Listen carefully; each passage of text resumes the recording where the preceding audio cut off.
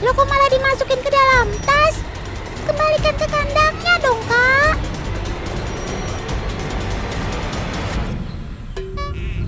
Jangan-jangan kalian memang mengincar sobat otan ini ya? Sungguh terlalu.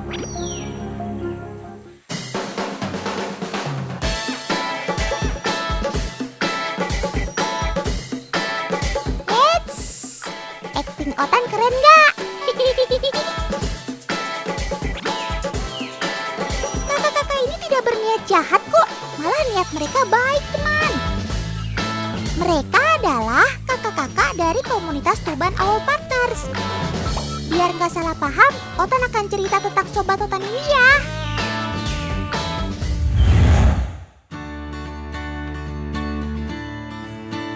Kenali nih, dia adalah burung hantu jenis Tito Alba. Banyak masyarakat, khususnya warga Tuban, yang memanfaatkan sobatku ini loh. Eits, tenang. Ini bukan eksploitasi atau pemerasan tenaga sobat Otan kok.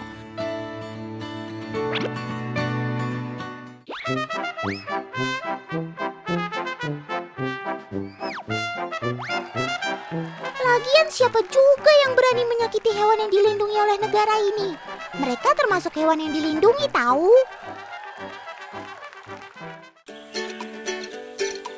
Sangkar kecil di tengah sawah itu rumah mereka. Masyarakat sekitarlah yang membuatnya. Masyarakat sekitar sini memang terbantu oleh si Tito Alba ini. Gimana enggak? Si burung hantu ini bantu masyarakat menangkap tikus di hama sawah. Ih, kebayang deh kalau nggak ada kalian. Sawah paman-paman petani bisa rusak. Otan ingat waktu mereka masih kecil, tentu saja mereka belum bisa terbang. Untuk makan, orang tua mereka lah mencarikannya.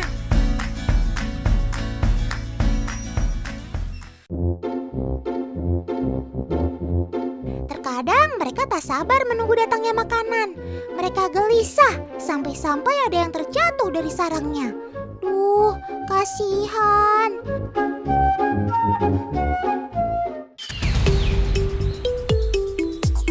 Tapi untungnya ada kakak-kakak relawan ini yang menolongnya. Mereka membawa sobat Otan ke tempat yang aman dan kemudian merawat mereka dengan penuh kasih sayang hingga mereka tumbuh dewasa dan beranak pinak. Sebentar, mereka kan bertelur bukan beranak. Jadi istilahnya bertelur pinak dong.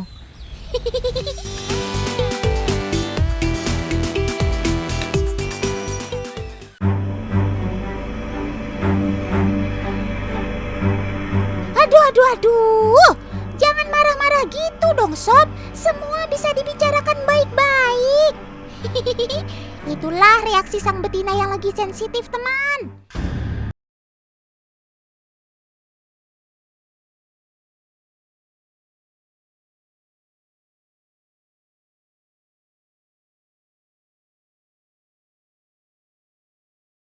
Semoga anakmu dapat menetas dengan selamat ya, Sob.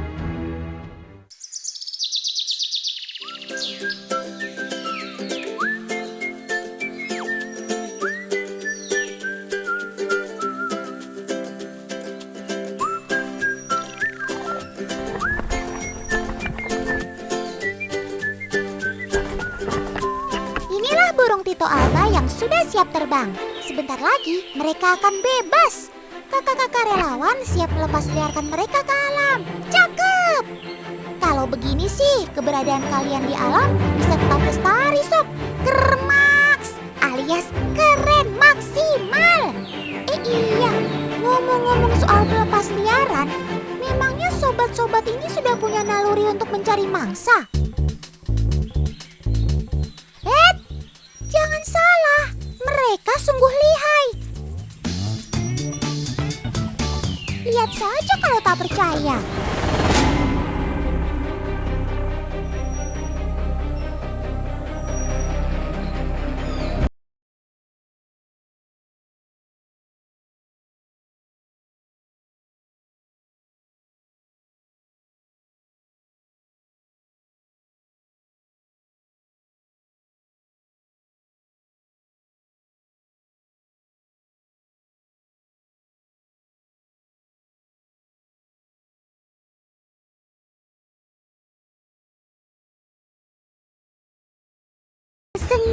sehingga si tikus sawah tidak mengetahui keberadaanmu.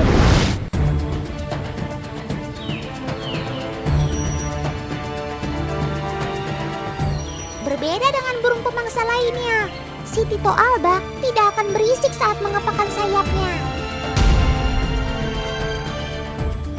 Tenang saja, di tepi sayapnya mereka punya jumbai-jumbai yang sangat halus. Dengan ini mereka bisa terbang dengan senyap.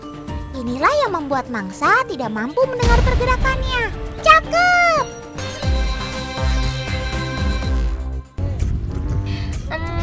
Kayaknya mereka mau mencari sesuatu nih. Otan izin ikut ya, Kak. Asik, mari cari sama-sama. Pasajaran, kiri!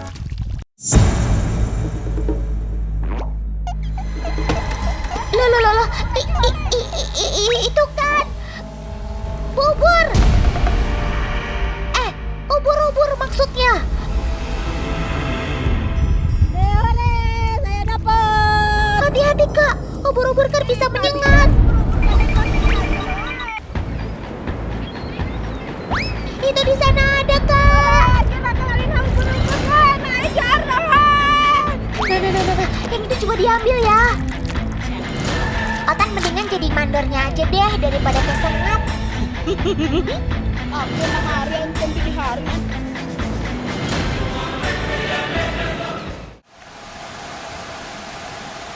Teman, saat ini hampir di sebagian perairan Indonesia sedang musim kemunculan ubur-ubur loh. Mereka merajalela di mana-mana. Ngeri juga ya. Oh iya, kalian tahu nggak? Ubur-ubur ini hampir 95% terdiri dari air. Pokoknya mirip agar-agar gitu deh. Atan jadi pengen cipin nih. Jadi, tubuh ubur-ubur yang lunak itu karena ia tidak memiliki cangkang sehingga ia rentan dan mudah rusak.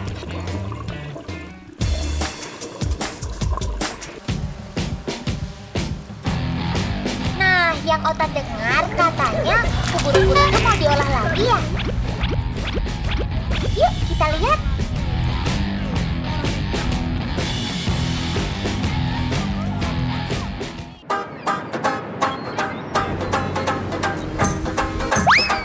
Tahap pertama, ubur-ubur akan dipisahkan antara badan dan tentakelnya. Dan ternyata tentakelnya lah yang akan dimanfaatkan, teman. Sedangkan badan bagian atasnya tidak akan digunakan.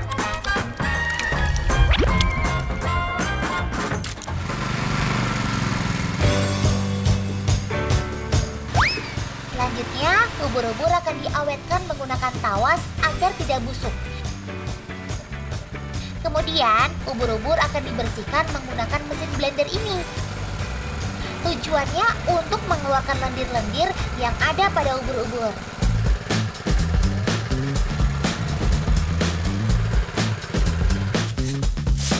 Lalu, ubur-ubur akan difermentasi beberapa hari. Dan secara rutin juga akan diberi garam untuk proses fermentasinya, teman.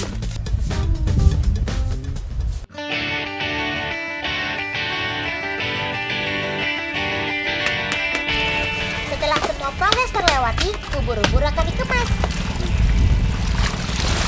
Saat ini permintaan ubur-ubur dari berbagai negara semakin meningkat. Terutama dari negara-negara Asia Timur seperti Jepang, Tiongkok, Korea, Hong Kong, dan yang lainnya. Ubur-ubur tersebut bisa dimanfaatkan sebagai makanan ataupun bahan baku kosmetik. Udah, nggak usah repot-repot. Kita sih cukup 10 ember aja.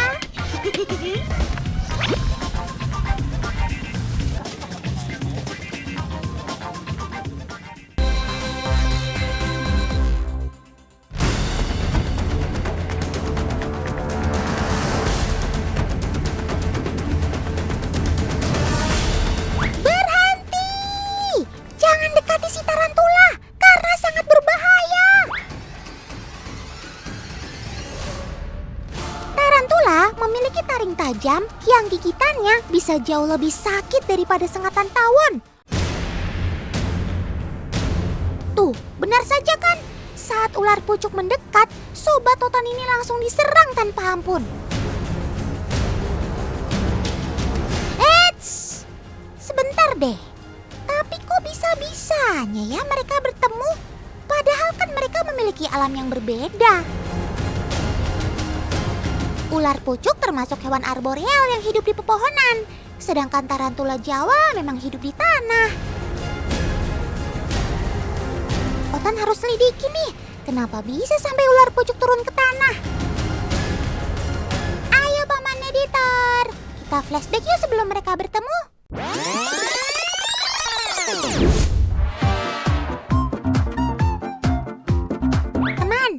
Dasarnya, si ular pucuk memang hidup di antara satu pohon ke pohon yang lain. Meskipun satwa arboreal, ular pucuk ternyata juga sering ditemukan di tanah loh.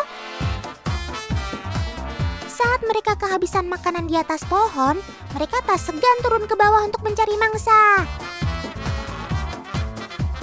Tapi alih-alih mencari makan, malah bertemu sobat otan si tarantula. Sabar ya kawan.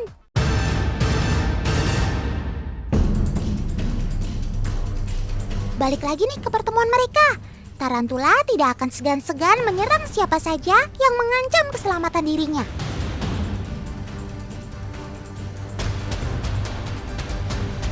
Benar sekali, semua tarantula berbisa. Tapi bagi manusia, bisa tarantula tidak mematikan.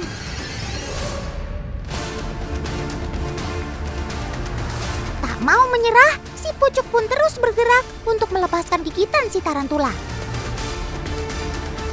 Dan pada akhirnya, usaha si ular tidak sia-sia teman. Si pucuk berhasil meloloskan diri dari sobat totan ini.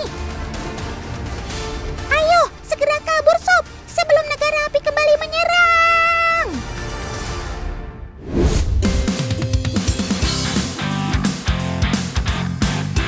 Teman, kita kenalan sedikit yuk sama sobat berkaki 8 ini. Tarantula termasuk hewan yang sangat terampil dan mampu menaklukkan hampir semua organisme. Bahkan sampai yang lebih besar daripada mereka sendiri. Taktik mereka yang cerdik menjadikan mereka salah satu predator tangguh yang sulit untuk dikalahkan. Tarantula juga merupakan salah satu hewan oportunis yang akan memangsa siapa saja yang ia temui. Bahkan ia juga akan melawan siapa saja yang menghalangi jalan mereka. Weh, teman-teman harus hati-hati ya kalau bertemu dengan sobat totan ini ketika di alam.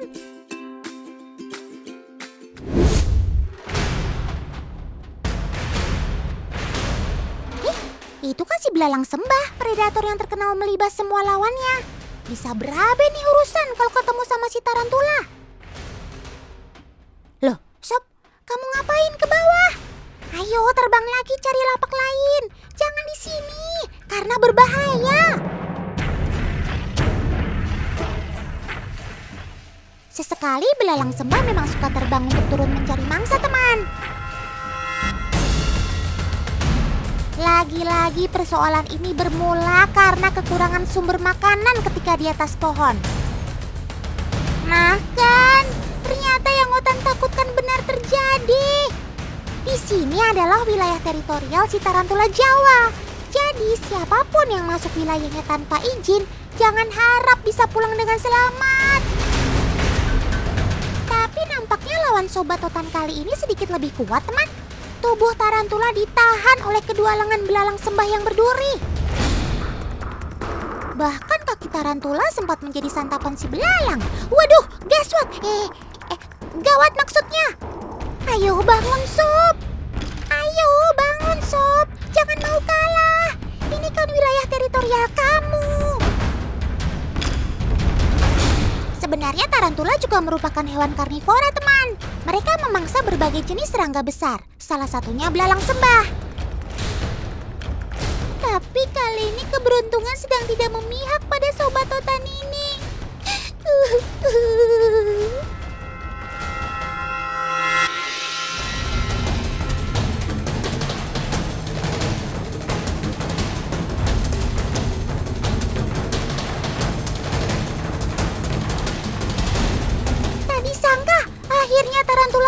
melepaskan diri dari cengkraman si belalang sembah, teman. Karena merasa gagal, akhirnya belalang sembah pun pergi meninggalkan sobat Otan ini. Ternyata selain menyerang, cara bertahan kamu baik juga ya, Sob. Salut ya, Otan. Kermaks!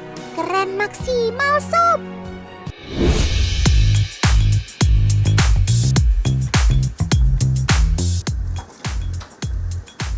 Loh, kamu mau ngapain, Sob, ikutin Kanisa ke rumah? Ini kan bukan habitat kamu. Kanisa, ayo jangan lupa tutup pintunya. Ada tamu yang tidak diundang mau masuk nih. Teman, dalam beberapa kasus, tarantula suka masuk ke dalam pemukiman karena habitatnya yang sudah mulai rusak. Apalagi pemukiman tersebut masih dekat dengan kebun atau hutan. Kejadian seperti ini tentunya bisa sangat meresahkan. Walau gigitan tarantula Jawa tidak mematikan, tapi bisa membuat luka bekas gigitan menjadi bengkak dan mati rasa. Astagfirullahaladzim. Tarantula. Tenang, jangan panik, Kak. Ketika kita bertemu tarantula di rumah, ada baiknya kita tetap harus tenang, teman. Gunakan peralatan yang ada di rumah untuk mengusir si tarantula ini, seperti sapu dan pengki.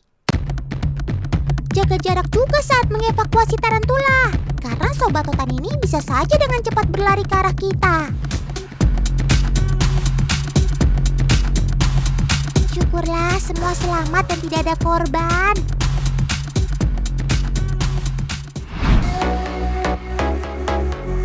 Teman, untuk menghindari kejadian tadi, Otan dibantu Kanisa mau kasih tips nih agar tarantula tidak masuk ke rumah. Caranya sederhana dan cukup memakai bahan yang ada di rumah saja kok. Pertama, kita bisa gunakan wangi-wangian dari pembersih lantai. Lapisi pada bagian yang kemungkinan tarantula akan masuk, seperti pintu masuk rumah. Cara kedua adalah menggunakan cuka dapur, teman. Cukup teteskan beberapa cuka di area tempat masuknya tarantula. Wangi yang terlalu menyengat memang tidak disukai oleh sobat Otan ini, teman. Tarantula akan memilih untuk menghindar terhadap bau-bauan. Caranya cukup mudah kan? Silahkan praktekkan di rumah ya.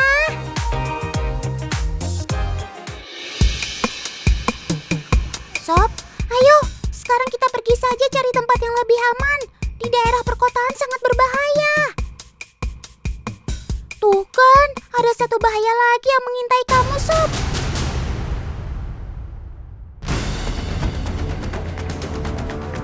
Bukan tarantula namanya kalau ia mudah menyerah. Saat Menci coba menyerang, sobat Otan ini langsung balas menyerang. Tapi Menci tetap tidak mau kalah, teman. Ia terus menyerang tarantula dari segala sisi.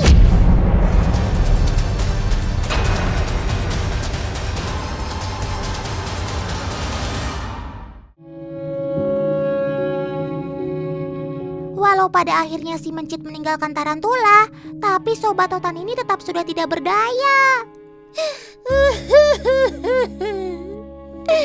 Tak sangka perjalanan kamu harus berakhir di sini ya, Sob.